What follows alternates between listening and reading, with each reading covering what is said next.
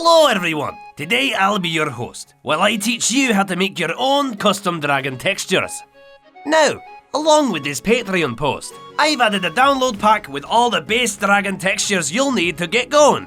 This video is for all tiers of supporter, because it comes with a challenge to make the best textured dragon skin you can. The winning texture will be featured in one of the dragon's episodes. So, let's get to it. To begin with, we want to open a texture into some photo editing software. For this example, I'm using Adobe Photoshop, but you can use any editing software you have. Some good free ones are Paint.net and GIMP. Now we have our texture file in place, we can manipulate it however we want. This is the texture map for a deadly nadder. Some textures are going to be easier to work with than others, but for the sake of this video, I'm using this one so I can explain it. While this may look intimidating to begin with, it's actually pretty easy once you get going. I'll break it down for you. You can see its eye down here. Down here is the texture for his claws, the top and underside of its wings, the base and detail of its main horn, and the spines atop its head. This detail here is for the pattern on its tail and the slight gradient that affects it. Here, here, and here are the highlight around its eyes, the nose, and the tongue inside its mouth. This little textured part here is the legs that lead down to these little cutouts which go around his claws. While this little textured part is the inside of his mouth, his head, neck, and body length texture. Finally, this here is the underside belly colouring. The empty black space in between doesn't affect the texture at all, so colouring over that won't matter. Right, so, now you know what makes up a deadly nadder. How do we edit it? Well, a real simple way to make drastic changes to his skin is by adding an adjustment layer. Let's add a hue saturation filter and play around a bit. Wow, okay, that looks, interesting. Let's go with that. Changing a dragon's texture can be as simple as that, but remember you can always spend a lot more time changing things in great detail if you wanted to. For this tutorial though, I just want to get you started and show you the process of putting it into the mod. So, let's do that now. We'll go to File, Export, Quick Export as PNG, and save it as mint pink. Now, we're going to take that texture into our dragon's textures location. That'll be wherever you have it saved to. For me, it's this file path here. Now that our new Nadder texture is dropped into the Nadder folder, we have to tell the mod that it exists as a new texture option. To do that, we're going to use a free text editing program called Notepad++.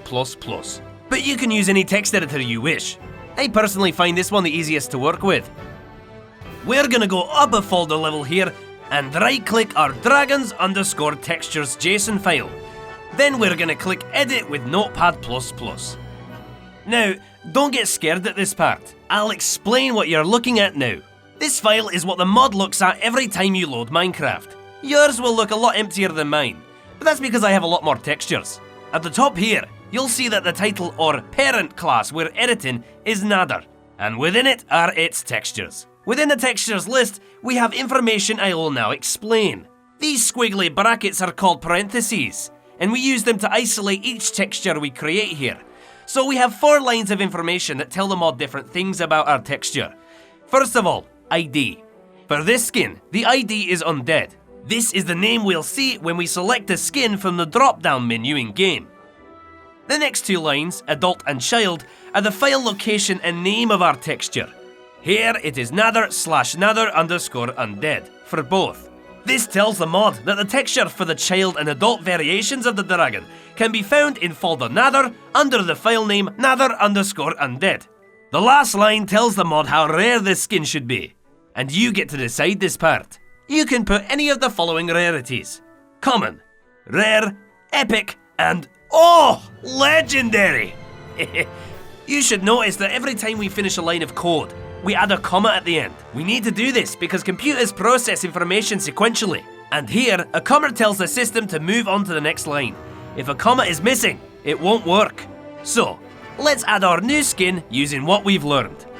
I'm gonna add a comma here, open parentheses, down a line, and hit tab.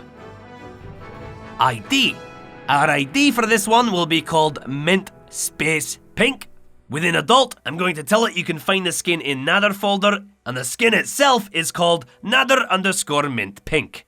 Comma at the end, and same again for the next line.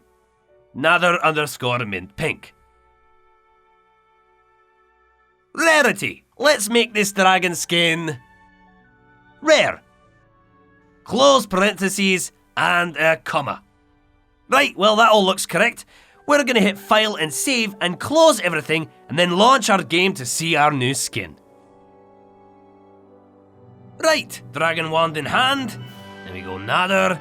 Scroll through our textures list and at the bottom should be, mint pink. Right, let's make her nice and big. Size 100%. And I'd rather not run away. There's that. Oh, look at her. She's a beauty. I'm quite happy with our dragon, considering it didn't take us very long to do it all.